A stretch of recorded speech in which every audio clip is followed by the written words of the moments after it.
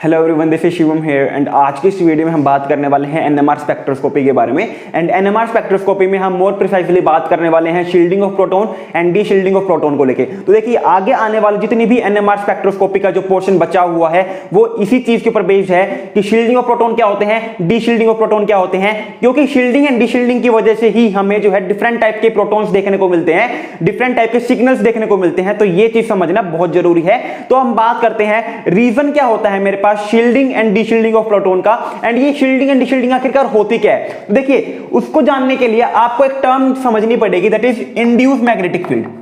अगर आपको shielding and D shielding जाननी है तो आपको क्या समझनी पड़ेगी, इंड्यूस मैग्नेटिक फील्ड का कंसेप्ट समझना पड़ेगा कि आखिरकार ये इंड्यूस मैग्नेटिक फील्ड होती क्या है। तो देखिए, हमने क्या बात की थी कि मेरे पास कोई भी एक न्यूक्लियस है, मान लीजिए मैंने एग्जांपल लिया था CH3CH2OH का, राइट।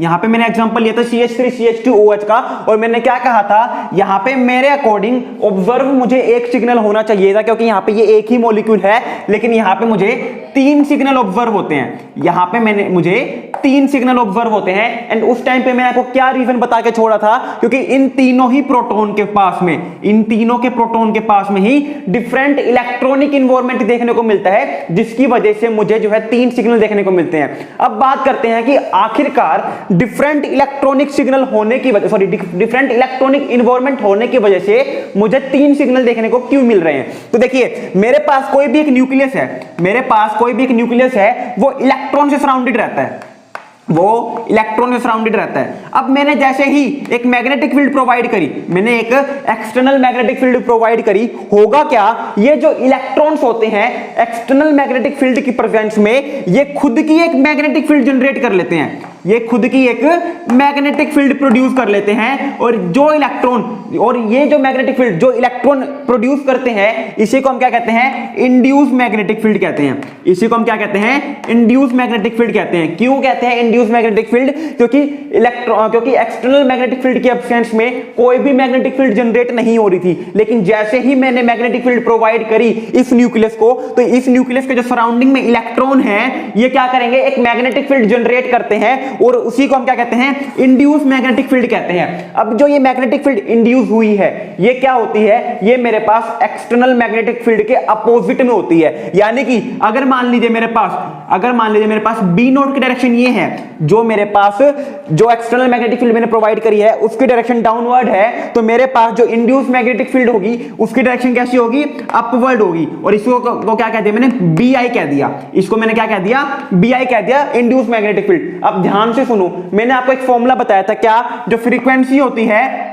वो क्या होती है, gyroscopic constant B naught by 2 pi, है ना। यानी कि जितनी मेरे पास मैग्नेटिक फील्ड होती है उतनी ज्यादा फ्रीक्वेंसी होगी, जितनी ज्यादा फ्रीक्वेंसी होगी मेरे पास उतनी ही ज्यादा मेरे पास डेल्टा ई देखने को मिलेगा। डेल्टा ई क्या था, HU। और जितना ज्यादा एनर्जी गैप होगा मेरे पास उतनी ही मेरे को एनर्जी चाहिएगी वहां पे ट्रांजिशन करवाने के लिए, राइट। ये सारी बात आपको पता है। अब यहां पे होगा क्या, मान लीजिए मेरे पास मैग्नेटिक फील्ड जो मैंने प्रोवाइड करी थी B नॉट थी, मेरे पास इंड्यूस मैग्नेटिक फील्ड जो थी वो क्या थी, BI थी, जो मेरे पास के अपोजिट में थी। अब मेरे पास होगा क्या, मेरे पास जो B इफेक्टिव है, मेरे पास जो B इफेक्टिव है, B इफेक्टिव का क्या मतलब है, B इफेक्टिव का मतलब है अब मेरे पास जो इफेक्टिव मैग्नेटिक फील्ड प्रोड्यूस हुई है, क्योंकि यहां पे मेरे पास जो एक्सटर्नल मैग्नेटिक फील्ड मैंने प्रोवाइड की थी उतनी मेरे न्यूक्लियस को फेस करने को नहीं मिलेगी। यहां पर जो इंड्यूस हुई है मैग्नेटिक फील्ड, ये इंड्यूस मैग्नेटिक फील्ड इसको या तो कम कर देगी या फिर ज्यादा कर देगी। तो यहां पे मेरे पास जो B इफेक्टिव होगा वो क्या होगा, B नोट, जो मेरे पास एक्सटर्नल मैग्नेटिक फील्ड थी, plus minus BI, plus minus BI। यानी कि मेरे पास जो इफेक्टिव मैग्नेटिक फील्ड थी या तो वो बढ़ जाएगी या फिर वो घट जाएगी। तो यहां पे मेरे पास फॉर्मूला क्या बन जाएगा, फ्रीक्वेंसी जो है वो किसके इक्वल हो जाएगी, gyroscopic constant B effective by 2 pi. ठीक है। और यहां पे मेरे पास ये एक नया फॉर्मूला निकल के आया है जिसके ऊपर एग्जामिनर क्वेश्चन पूछेगा, वो डायरेक्टली आपको जो है यहां पे बी नोट नहीं देगा। एग्जामिनर क्या देगा, आपको कहेगा कि मेरे पास जो एक्सटर्नल मैग्नेटिक फील्ड थी वो मान लीजिए एक्स है, जो एक्सटर्नल मैग्नेटिक फील्ड यहां पे थी वो एक्स है। उसने कहा जो इंड्यूस मैग्नेटिक फील्ड थी वो वाई है, और वहां पे मुझे क्या देखने को मिला है, वहां पे मुझे शील्डिंग देखने को मिली है। वहां पे मुझे क्या देखने को मिली है, शील्डिंग देखने को मिली है। तो बताओ उसके कोरस्पॉन्ड में मुझे कितनी फ्रीक्वेंसी चाहिएगी ट्रांजिशन करवाने के लिए। तो यहां पे मुझे क्या कहा है, यहां पे मुझे मैग्नेटिक फील्ड तो दी है, यहां पे मुझे इंड्यूस मैग्नेटिक फील्ड दी है, लेकिन यहां पे फॉर्मूले में मेरे को जब फ्रीक्वेंसी निकालनी होगी तो फ्रीक्वेंसी क्या रखूंगा मैं, gyroscopic constant B effective by 2 pi. यानी कि मुझे अब की बार जो है ना तो ये रखनी है ना ये रखनी है, मुझे क्या रखना है, बी इफेक्टिव रखनी है कि इन दोनों का सम्मेशन क्या देखने को मिलेगा, ये दोनों आपस में अपोज करेंगी या फिर रीइंफोर्स करेगी। क्योंकि यहां पे मुझे सामने वाले एग्जामिनर ने बता दिया कि यहां पे शील्डिंग हुई है। यहां पे क्या बताया मुझे, शील्डिंग हुई है। शील्डिंग का मतलब क्या होता है, शील्डिंग का मतलब है कि इलेक्ट्रॉन जो है सामने मैग्नेटिक फील्ड को अपोज कर रहे हैं, यानी कि मेरे पास जो इंड्यूस मैग्नेटिक फील्ड है वो इस मैग्नेटिक फील्ड को कम कर देगी। तो यहां पे मेरे पास जो बी इफेक्टिव आएगा वो क्या आ जाएगा, बी इफेक्टिव आ जाएगा मेरे पास एक्स माइनस वाई, और यही वैल्यू मुझे यहां पे रखनी होगी। समझ में नहीं आया होगा, समझ में कहां से आएगा, इतना समझ में आगे जो समझा है कि मेरे पास इंड्यूस मैग्नेटिक फील्ड क्या होती है और उसका मेरे पास बी नोट के ऊपर यानी कि मैग्नेटिक फील्ड के ऊपर जो मैंने एक्सटर्नली प्रोवाइड करी है उसके ऊपर क्या इफेक्ट देखने को मिलने वाला है। तो अब बात करते हैं शील्डिंग एंड डी शील्डिंग को लेके, तब जाके ये ज्यादा अच्छे से समझ में आ जाएगा कि मेरे पास शील्डिंग क्या होती है, डी शील्डिंग क्या होती है। तो देखिए शील्डिंग का मतलब क्या है, सामने समझ में आ रहा है आपको। शील्डिंग का मतलब क्या होता है, शील्डिंग का मतलब होता है शील्ड करना। शील्डिंग का मतलब क्या होता है, शील्ड करना। अगर मेरे पास न्यूक्लियस के अराउंड में जो इलेक्ट्रॉन है, अगर मेरे पास न्यूक्लियस के अराउंड में जो इलेक्ट्रॉन है वो एक्सटर्नल मैग्नेटिक फील्ड की प्रेजेंस में इस एक्सटर्नल अप्लाइड मैग्नेटिक फील्ड को अपोज कर दे, यानी कि जो यहां पे इंड्यूस मैग्नेटिक फील्ड है, यहां पे मेरे पास जो इंड्यूस मैग्नेटिक फील्ड है वो क्या कर रही है, एक्सटर्नल मैग्नेटिक फील्ड को अपोज कर रही है। अपोज करेगी तो क्या होगा, मेरे पास मान लीजिए मैंने यहां पर जो है 10, कोई भी मैंने नंबर ले लिया, 10 की जो है मैग्नेटिक फील्ड मैंने प्रोवाइड की थी, 10 टेस्ला की। मैग्नेटिक फील्ड की यूनिट क्या होती है, टेस्ला। तो यहां पे मान लीजिए मैंने यहां पे 10 टेस्ला की मैग्नेटिक फील्ड प्रोवाइड करी थी, और जो इंड्यूस मैग्नेटिक फील्ड है जो इलेक्ट्रॉन ने इंड्यूस करी है मान लीजिए वो 2 टेस्ला है, मान लीजिए वो 2 टेस्ला है। अब मेरे न्यूक्लियस को क्या चाहिए थी, मैंने 10 टेस्ला क्यों प्रोवाइड करी थी, क्योंकि न्यूक्लियस को ट्रांजिशन करने के लिए क्या करना पड़ेगा, मेरे न्यूक्लियस को ट्रांजिशन करने के लिए 10 टेस्ला चाहिएगा। मेरे न्यूक्लियस को ट्रांजिशन करने के लिए 10 टेस्ला की मैग्नेटिक फील्ड चाहिए थी। मेरे इंड्यूस मैग्नेटिक फील्ड कितनी हुई है, 2 टेस्ला हुई है, और ये इंड्यूस मैग्नेटिक फील्ड क्या कर रही है, जो एक्सटर्नल मैग्नेटिक फील्ड है उसको अपोज कर रही है। तो यहां पे मेरे पास जो इस न्यूक्लियस को इफेक्टिव मैग्नेटिक फील्ड फील होगी वो कितनी होगी, 10 टेस्ला माइनस 2 टेस्ला, यानी कि 8 टेस्ला।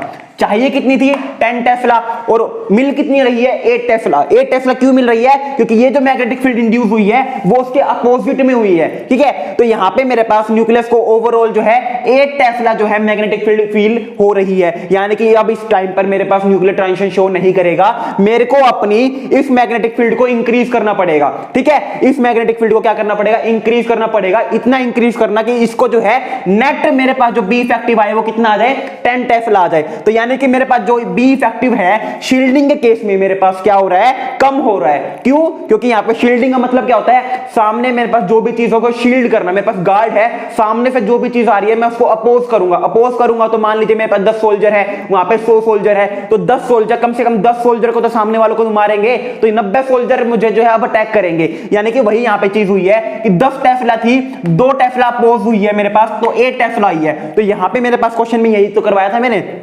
कि जो एक्सटर्नल मैग्नेटिक फील्ड है वो x है, मेरे पास जो इंड्यूस मैग्नेटिक फील्ड है वो y है, और एग्जामिनर ने स्पेशली कहा है शील्डिंग देखने को मिल रही है। तो शील्डिंग में होता क्या है, मेरे पास जो मेरे पास एक्सटर्नल मैग्नेटिक फील्ड है वो इंड्यूस मैग्नेटिक फील्ड में माइनस होती है। क्यों, क्योंकि यहां पे शील्डिंग बताया हुआ है, शील्डिंग में अपोज होती है मेरे पास, तो इफेक्टिव क्या हो जाएगा मेरे पास, x माइनस वाई। समझ में आ गया ये क्वेश्चन और ये कंसेप्ट दोनों समझ में आ गए होंगे। अब बात करते हैं डी शील्डिंग करते हैं, एक सेकंड।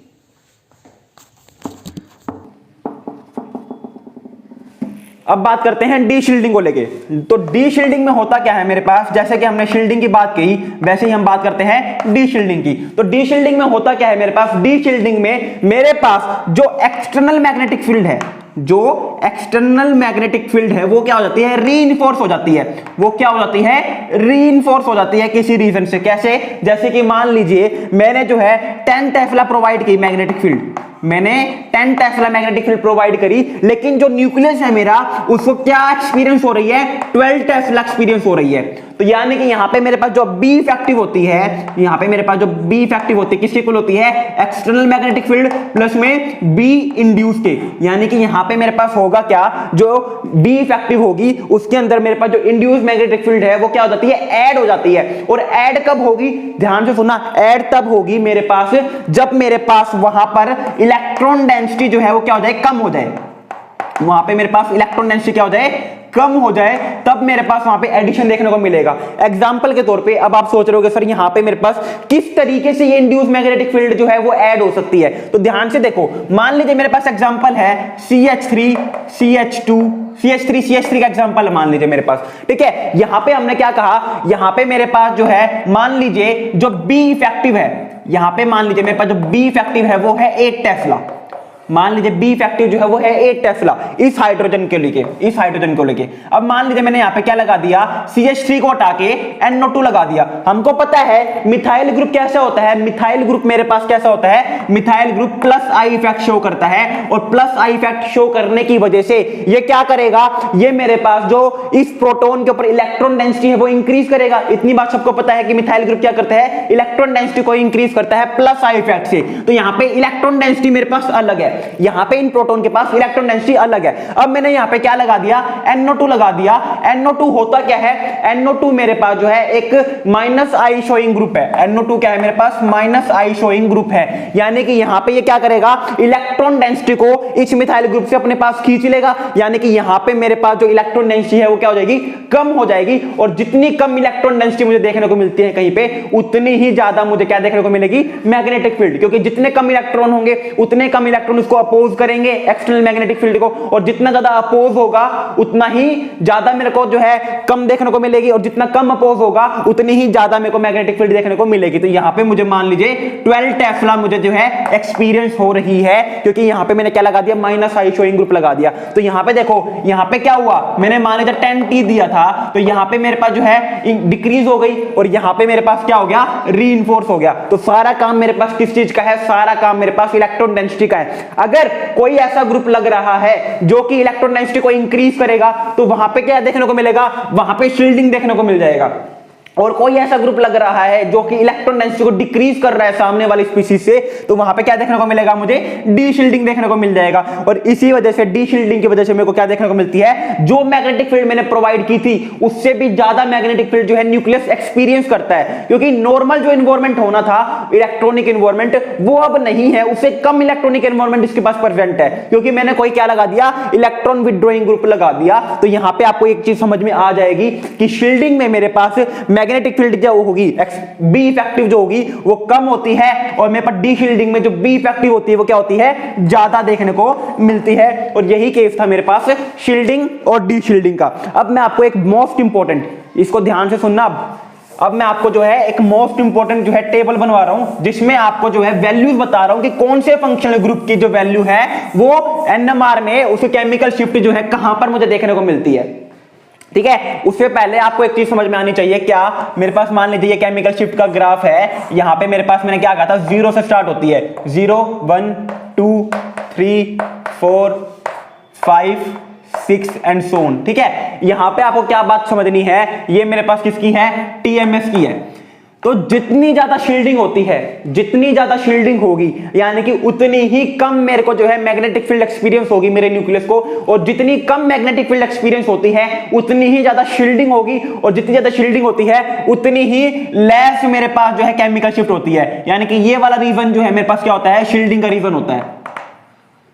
ये रीजन क्या होता है मेरे पास, शील्डिंग का रीजन होता है, क्योंकि जितना न्यूक्लियस जो है कम मैग्नेटिक फील्ड को एक्सपीरियंस करेगा उतनी ही कम उसकी केमिकल शिफ्ट होगी, और जितना न्यूक्लियस ज्यादा मैग्नेटिक फील्ड को एक्सपीरियंस करेगा उतनी ही ज्यादा मेरे पास केमिकल शिफ्ट देखने को मिलती है। यानी कि मेरे पास हायर केमिकल शिफ्ट का रीजन क्या होता है मेरे पास, डी शील्डिंग को रिप्रेजेंट करता है, और लोअर केमिकल शिफ्ट का रीजन मेरे पास जो है शील्डिंग को रिप्रेजेंट करता है। ठीक है, यहां पे मेरे पास लोअर का क्या करता है, शील्डिंग को रिप्रेजेंट कर रहा है। तो ये बात आपको समझ में आनी चाहिए, क्योंकि जो बात बता रहा हूं वो सारा का सारा मेरे पास जिस टाइप के क्वेश्चन पूछे जाते हैं एनएमआर से उससे रिलेटेड है। सारी आपके पास जो है इस टाइप के क्वेश्चन ही आएंगे कि आपके पास ये फंक्शनल ग्रुप हो सकता है, कौन सा फंक्शनल ग्रुप होगा, या फिर स्ट्रक्चर डिटरमाइन करते हैं जब हम एनएमआर स्पेक्ट्रोस्कोपी में, तो ये सारी इंफॉर्मेशन आपको ऑलरेडी पता होनी चाहिए, तभी आप कर पाओगे। ठीक है, अब बात करते हैं टेबल को लेके कि कौन से फंक्शनल ग्रुप की केमिकल शिफ्ट कितने पे हमें देखने को मिलती है। ये बहुत इंपॉर्टेंट है, क्योंकि यहां पे मुझे जो है एग्जामिनर जब क्वेश्चन देता है एनएमआर स्पेक्ट्रोस्कोपी में तो बताता नहीं है कौन से फंक्शनल ग्रुप प्रेजेंट होंगे। एग्जामिनर मुझे क्या करेगा, केमिकल शिफ्ट की वैल्यू देगा, और वहां से मुझे खुद आइडिया लगाना पड़ेगा कि इतने केमिकल शिफ्ट के ऊपर तो ये फंक्शनल ग्रुप होता है, तो ये हो सकता है। तो वहां पे आपको क्या पता होना चाहिए कि कौन सा फंक्शनल ग्रुप की केमिकल शिफ्ट कितनी देखने को मुझे मिलती है। तो यहां पे हम स्टार्ट करते हैं केमिकल शिफ्ट की वैल्यू बता रहा हूं मैं आपको पीपीएम में। तो 0.5 से मेरे पास 2 होती है एक तो, ठीक है, एक 2 से मेरे पास 5 होती है, 5 से मेरे पास 8.5 होती है, और 8.5 से मेरे पास 10 देखने को मिलती है, और 10 से मेरे को 12 देखने को मिलती है। यहां पर मेरे पास जो है ये केमिकल शिफ्ट की डिफरेंट वैल्यू है किसके अंदर, पीपीएम के अंदर। ठीक है, यहां पे मेरे पास जो 0.5 से 2 का रीजन होता है ये किसके लिए होता है, sp3 हाइब्रिडाइज्ड कार्बन के लिए, sp3 हाइब्रिडाइज सॉरी हाइड्रोजन के लिए, क्योंकि हम एचएनएमआर स्टडी कर रहे हैं ना। तो यहां पे मेरे पास ये रीजन क्या होता है, वो हाइड्रोजन जो कि sp3 हाइब्रिडाइज है, यानी कि मेरे पास हाइड्रोजन जो है कार्बन के साथ जुड़ा हुआ है, और ये कार्बन कैसा है मेरे पास, sp3 हाइब्रिडाइज है। ठीक है, तो इस हाइड्रोजन की जो केमिकल शिफ्ट आएगी मेरे पास वो कितने पे आएगी, 0.5 से 2 के बीच में आएगी। समझ में आ गया। मेरे पास अगर 2 से 5 के बीच में आ रही है, अगर मेरी केमिकल शिफ्ट जो है वो 2 से 5 के बीच में है, इसका मतलब क्या है, हाइड्रोजन एक sp3 हाइब्रिडाइज्ड कार्बन से जुड़ा तो है, sp3 हाइब्रिडाइज्ड कार्बन से तो जुड़ा है, लेकिन इस कार्बन के साथ में एक इलेक्ट्रोनेगेटिव एलिमेंट भी जुड़ा हुआ है, तब मेरे पास क्या हो जाएगी, 2 से 5 मुझे केमिकल शिफ्ट देखने को मिल जाएगी। यानी कि यहाँ पे केस ऐसा है, हाइड्रोजन मेरे पास तो है यहाँ पे मेरे पास, लेकिन एक हाइड्रोजन जो है वो एक इलेक्ट्रोनेगेटिव एलिमेंट से जुड़ा हुआ है। इलेक्ट्रोनेगेटिव एलिमेंट मेरे पास क्या हो सकते हैं, या तो मेरे पास हेलोजन होंगे या फिर मेरे पास हाइड्रोक्सी ग्रुप देखने को मिलेगा। तो यहाँ पे मुझे केमिकल शिफ्ट जो है वो क्या हो जाएगी, बढ़ जाएगी, यानी कि यहाँ पे क्या हो जाएगा, डी शील्डिंग हो जाएगा। ध्यान से सुनना, ये टेबल जो है सिर्फ रटवानी नहीं है, आपको समझनी भी है। क्या हुआ था, मेरे पास हाइड्रोजन था, वो एक ऐसे कार्बन के साथ जुड़ा हुआ था जो कि क्या था, मेरे पास sp3 हाइब्रिडाइज्ड था, और इस कार्बन के साथ कोई भी इलेक्ट्रोनेगेटिव एलिमेंट जुड़ा नहीं हुआ था। इसको एज अ रेफरेंस मान लो कि ऐसे हाइड्रोजन की जो केमिकल शिफ्ट है वो 0.5 से 2 के बीच में आती है। अब मैंने क्या किया, इसी कार्बन के साथ एक इलेक्ट्रोनेगेटिव एलिमेंट जोड़ दिया। अब ये इलेक्ट्रोनेगेटिव एलिमेंट क्या करेंगे, इस सेंटर से यहां से मेरे पास क्या करेंगे, ये इलेक्ट्रॉन डेंसिटी को अपनी तरफ खींचेंगे। इलेक्ट्रॉन डेंसिटी को अपनी तरफ खींचेंगे तो यहां पे क्या हो जाएगा, डी शील्डिंग देखने को मिलेगी। और डी शील्डिंग की वजह से मैंने क्या बताया था अभी थोड़ी देर पहले आपको, कि डी शील्डिंग की वजह से मुझे केमिकल शिफ्ट जो है इंक्रीज देखने को मिलती है। क्यों, क्योंकि जितनी ज्यादा डी शील्डिंग होगी उतना ज्यादा बी इफेक्टिव होगा, जितना ज्यादा बी इफेक्टिव होता है उतनी ही ज्यादा केमिकल शिफ्ट देखने को मिलती है। ठीक है, अब हम बात करते हैं अगर 5 से 8.5 के बीच में, तो यहां पे मुझे किसकी देखने को मिलती है, यहां पे मुझे अल्कीन की केमिकल शिफ्ट देखने को मिलती है। अल्कीन का मतलब कार्बन डबल बॉन्ड कार्बन, अगर मेरे पास कोई फंक्शनल ग्रुप प्रेजेंट होगा तो उसकी केमिकल शिफ्ट कितने पे आ रही होगी, 5 से 8.5 के बीच में आ रही होगी। और यहां पे मेरे पास एक और एरो लगा के लिख लो, 2 से 3 के बीच में, 2 से 3 के बीच में किसकी आती है, अल्काइन की आती है। 2 से 3 के बीच में अल्काइन की देखने को मिलती है। अब बात करते हैं 8.5 से 10 की, तो यहां पे मेरे पास केमिकल शिफ्ट किसकी आती है, एल्डिहाइड की। किसकी आती है, एल्डिहाइड की आती है मेरे पास। अब एल्डिहाइड की आएगी मेरे पास, तो यहाँ पे देखो सिंपल सी बात है, यहाँ पे मेरे पास जो है कार्बन के ऊपर तो पॉजिटिव चार्ज आ रहा है। क्यों, क्योंकि यहाँ पे मेरे पास क्या है, कार्बोनिल ग्रुप है, कार्बोनिल के ऊपर कुछ ऐसा देखने को मिलता है, कार्बन के ऊपर कुछ ऐसा देखने को मिलता है। तो यहाँ पे मेरे पास पॉजिटिव डेंसिटी बहुत ज्यादा है, तो यानी कि इसकी केमिकल शिफ्ट और भी ज्यादा हो जाएगी। और 10 से 12 मेरे पास ये किसकी होती है, कार्बोक्सिलिक एसिड की। ठीक है, ये वाली बहुत इंपॉर्टेंट है। कार्बोक्सिलिक एसिड की सबसे ज्यादा इंपॉर्टेंट होती है कि कितने पे हमें देखने को मिलती है 10 से 12 के बीच में सबसे ज्यादा केमिकल शिफ्ट अगर किसी फंक्शनल ग्रुप की है तो वो कौन सा है मेरे पास, कार्बोक्सिलिक एसिड ही है। इसकी यहां पे देखने को मिलती है 10 से 12 को देखने को मुझे मिलती है। और ये मेरे पास केमिकल शिफ्ट का एक one of the most important portion है जहां पे मुझे ये समझना पड़ता है कि कौन से फंक्शनल ग्रुप की केमिकल शिफ्ट मुझे कितने ppm पे देखने को मिलती है। तो आज की वीडियो के लिए इतना ही। नेक्स्ट वीडियो में हम बात करेंगे कि कैसे हम डिटरमाइन करते हैं किसी भी कंपाउंड को देख के कि उसके अंदर कितने इक्विवेलेंट प्रोटॉन है, कितने नॉन इक्विवेलेंट प्रोटॉन है, होमोटॉपिक क्या होता है, एनिसोटॉपिक क्या होता है, डायस्टीरियोटॉपिक क्या होता है। कोई भी डाउट हो आप कमेंट सेक्शन में कमेंट कर देना। इंस्टाग्राम पे मैसेज ड्रॉप आउट कर सकते हो या फिर टेलीग्राम पे भी आप मैसेज ड्रॉप आउट कर सकते हो। इनका लिंक आपको डिस्क्रिप्शन बॉक्स में मिल जाएगा। एंड वीडियो को लाइक, शेयर एंड चैनल को सब्सक्राइब करना मत भूलना। So thank you very much, have a good day.